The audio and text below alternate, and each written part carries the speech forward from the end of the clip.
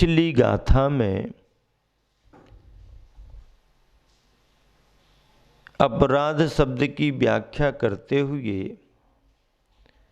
प्रतिक्रमण और अप्रतिक्रमण का संदर्भ भी टीका में जोड़ा। अगले क्रम में आचार्य प्रवर कुंद कुंद स्वामी की दो गाथाएं प्रतिक्रमण आदि को लेकर के विषकुंभ और अमृत कुंभ की व्याख्या कर रही हैं। प्रतिक्रमण विषकुंभ किस अवस्था में है और प्रतिक्रमण अमृत कुंभ किस अवस्था में है। चलिएगा गाथा का उच्चारण करते हैं, मिलान करें सभी जन। दो गाथाएं एक साथ हैं। पडिकमनम पडिशरणम पडिहरणम धारणा नियत्तीय निंदा गरुहा सोही अट्टिभ्यो हो दिविष कुंभो। अपडिकमनम अपडिशरणम अपरिहारो अधारणा चेवो अनियत्तीय अनिंदा गरुआ सोई अमय कुंभो। ये दो गाथाएं हैं। पडिकमनम अर्थात प्रतिक्रमण, पडिशरणम प्रतिशरण, पडिहरणम परिहार, धारणा नियति अर्थात निवृत्ति, निंदा गरुहा निंदा गरिहा, ये और सोही शुद्धि। सोही का अर्थ क्या लिया? शुद्धि। इन सभी को अट्ठिव्यूहो यह 8 प्रकार का विषकुंभो विषकुंभ होदी होता है। 8 प्रकार का ये विषकुंभ है। क्या? प्रतिक्रमण करना विषकुंभ है, प्रतिशरण परिहार आदि आदि जो 8 बिंदु हैं इन्हें अट्ठिभ्यो होई विषकुंभो, विष का घड़ा कह दिया। अब बताओ, षड आवश्यकों में प्रतिक्रमण सम्मिलित है मुनि के 28 मूल गुणों में, और यहाँ पर विषकुंभ कह रहे हैं। अच्छा, और आगे क्या कह रहे हैं? अपडिकमनम, अप्रतिक्रमण यानी प्रतिक्रमण नहीं करना, प्रतिशरण नहीं करना, अपडिशरणम, अपरिहारो, अधारणा, अनियति, अनिंदा, अगरुहा, च्यव असोही, ये 8 अमय कुंभो अमृत कुंभ है। मतलब इनको करना विषकुंभ हो गया और इनको नहीं करना अमृत कुंभ हो गया। अब इतनी सी परिभाषा हम किसी को पढ़ा दें तो वो असमंजस में आ जाएगा।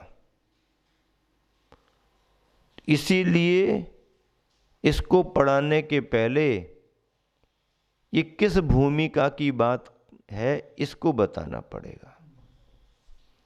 जो लिखा है सब सही लिखा है, गलत जरा भी नहीं है, पर अब जिसे समझाया जा रहा है उसे किस भूमिका में विषकुंभ है और किस भूमिका में अमृत कुंभ है। चर्चा किसके साथ जोड़ी जा रही? चर्चा मुनिराज के साथ जोड़ी जा रही। गृहस्थ का तो इसमें कोई काम ही नहीं है। गृहस्थ को लेके 2 गाथाएं नहीं है, गृहस्थ को लेके 2 गाथाएं नहीं है। ये तो मुनियों के संदर्भ में 2 गाथाएं हैं। जो अपनी मुनिचर्या का पालन कर रहे हैं उनके लिए प्रतिक्रमण विषकुंभ भी बन जाता है और अमृत कुंभ भी बन जाता है। ये व्यर्थ की कल्पना है तुम्हारी, सच्चाई नहीं है।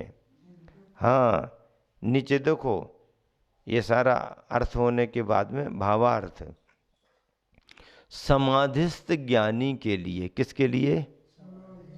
समाधिस्थ ज्ञानी के लिए। समाधिस्थ ज्ञानी का मतलब क्या? जो अपनी शुद्धात्मा में लीन है। शुद्धात्मा की लीनता को समाधि कहा जाता है। समपरिणाम, समता परिणाम, समाधि के परिणाम, उसको समाधि कहा जाता है। ये संलेखना जो बाहर की चलती है वो तो समाधि है ही, उसमें भी समपरिणाम का महत्व है। उसमें कसायों को कृश करना, शरीर को कृश करना, वो एक पद्धति है संलेखना। लेकिन यहाँ पर एक क्रम है, एक जीवन है। तो समाधिस्थ ज्ञानी के लिए, जो अपने स्वरूप में लीन होता है, ध्यान में लगता है, ऐसे उस समाधिस्थ ज्ञानी के लिए, जो अपने में लीन है, उस ज्ञानी के लिए प्रतिक्रमण, प्रतिसरण, परिहार, धारणा, निर्वृत्ति, निंदा, गर्हा और शुद्धि, इस प्रकार 8 प्रकार तो विस्कुंभ है। जो ध्यान में है उनके लिए क्रियाएं क्या हो गई? विस्कुंभ। क्योंकि जब निर्वृत्ति में है तो प्रवृत्ति उसको विस्कुंभ ही होगी। निर्वृत्ति ध्यान में है तो प्रवृत्ति उसका भला नहीं करेगी उस समय। लेकिन जब वो निर्वृत्ति से बाहर आएगा, ध्यान से बाहर आएगा, तो फिर क्या करेगा? किसका सहारा लेगा? तो इसी प्रवृत्ति का सहारा लेगा। फिर यही प्रवृत्ति उसके लिए जो व्यवहार में आ गया है, निश्चय से व्यवहार में आ गया, उसके लिए ये प्रवृत्ति अमृत कुंभ बन जाती है। क्योंकि इसको यदि नहीं संभालेगा तो असंयम में चला जाएगा। तो असंयम में जाने की अपेक्षा यह क्रियाएं इसको शुभ में संभाले रखती हैं, और शुभ में संभाले रखने के कारण ही इन क्रियाओं को व्यवहार के रूप में अमृत कुंभ कहा है। लेकिन जब ध्यान की भूमिका बन जाएगी और वह साधक अपनी आत्मा में लीन हो गया, तो फिर यही क्रियाएं ध्यान की भूमिका में उसके लिए विस्कुंभ मानी जाएंगी। क्योंकि यहाँ कर्तापन को छोड़कर आत्मलीनता, आत्म तल्लीनता पर जोर दिया है। करने रूप क्रियाओं को, कर्तापन को छोड़कर आत्म तल्लीनता पर जोर दिया है। अतः ज्ञानी को निर्बंध पने के लिए यह उपयोगी पड़ता है। अब देखिए इन दोनों गाथाओं का विशेष स्पष्टीकरण दिया जा रहा। टीका भी लिखी गई है, टीका भी बहुत अच्छी है। उसी टीका के आधार पर यह विशेष स्पष्टीकरण लिखा गया है। सारांश टीका का यहां पर पूरा आ गया है।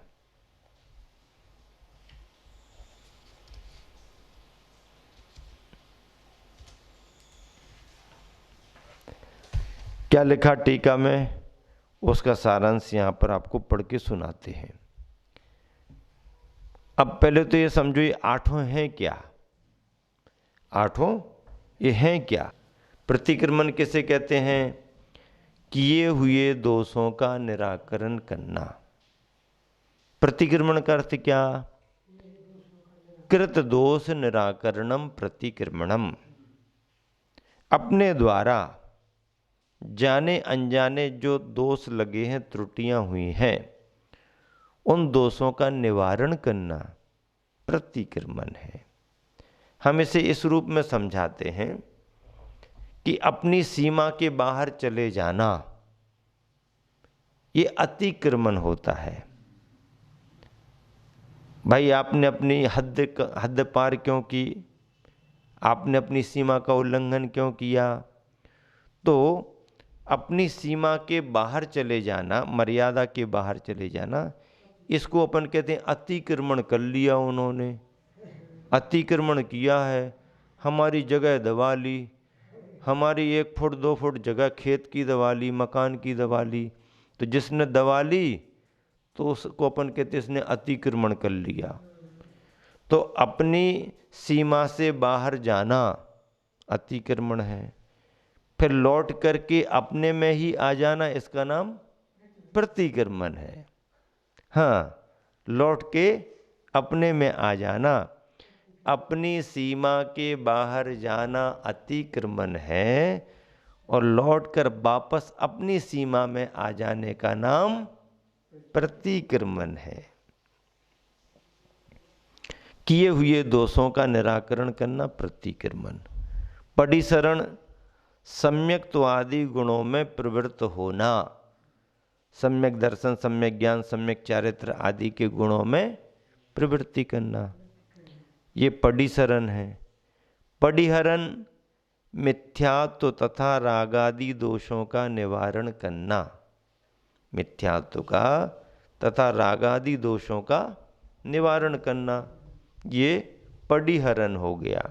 धारणा पंच नमस्कार आदि मंत्र तथा प्रतिमा आदि बाह्य द्रव्यों के आलंबन से चित्त को स्थिर करना। क्या धारणा क्या हो गई? पंच नमस्कार आदि मंत्र, कोई भी मंत्र ले लो, 35 अक्षरों का नमो काल ले लो, 35 16 56 चदुग मेघम च जबह झायेन परमेट्ठि वाच्यानम अन्नम च गुरु वयसेन। इन मंत्रों के अलावा आपको गुरुवर जो भी मंत्र दे दें, उस मंत्र से आप धारणा बनाओ, उस मंत्र का आप जाप करो, ध्यान करो। अन्नम च गुरु वयसे ने कहा है, पहले तो क्या दिया? 35 16 आदि आदि 56 चतुर्दुग मेघम, एक का करो।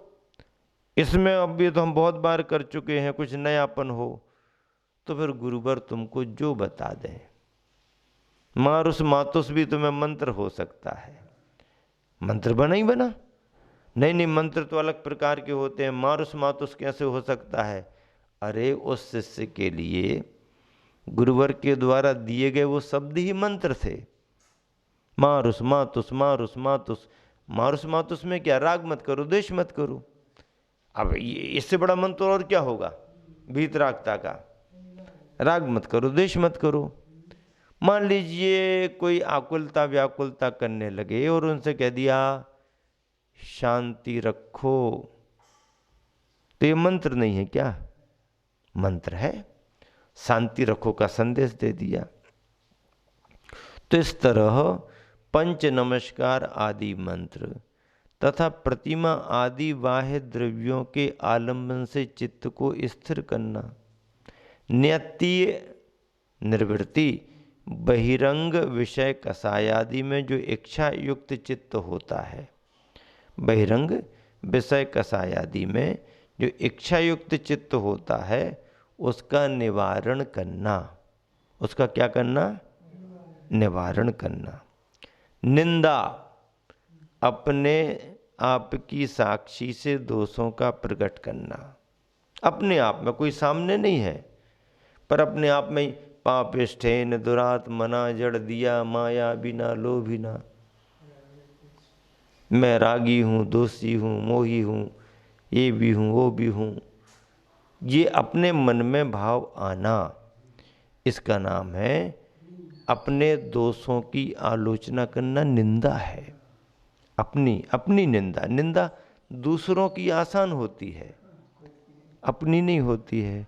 अपने आप की साक्षी से दोषों का प्रकट करना, इसको निंदा कहा है। कितनी बड़ी बात है, सामान्य बात नहीं है। हाँ, अपने आप की आलोचना करना सामान्य बात नहीं है। अपने दोषों की मतलब निंदा करना आसान बात नहीं है। अपनी करना निंदा मानी जाएगी।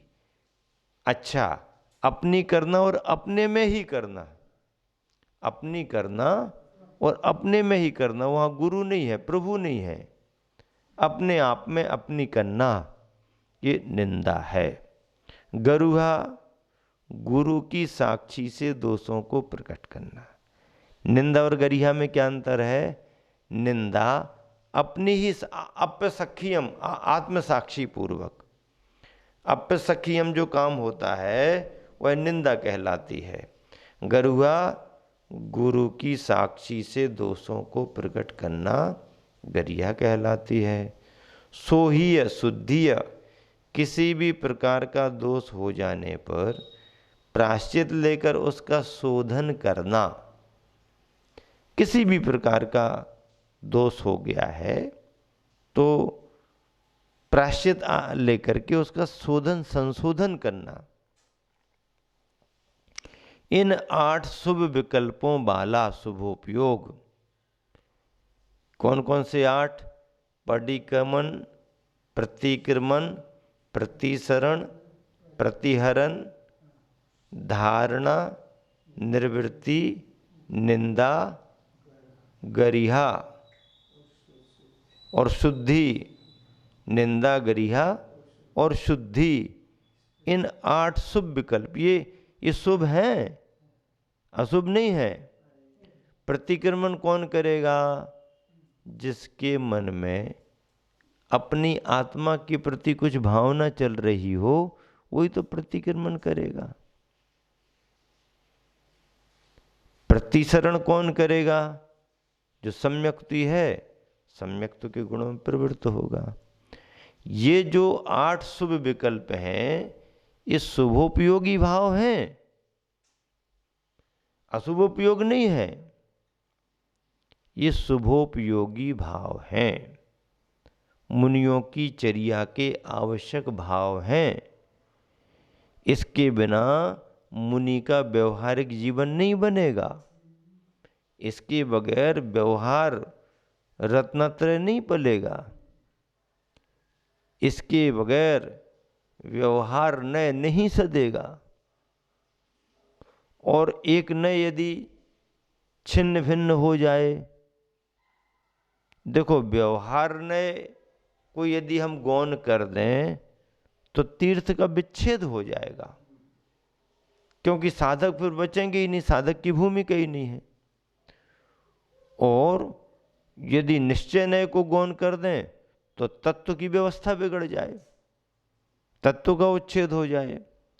निश्चय नय को गौण करने से तत्व की व्यवस्था का विच्छेद होता है, और व्यवहार नय का अभाव कर देने से जिन शासन के तीर्थ का उच्छेद हो जाता है, जिन शासन के तीर्थ का उच्छेद होता है।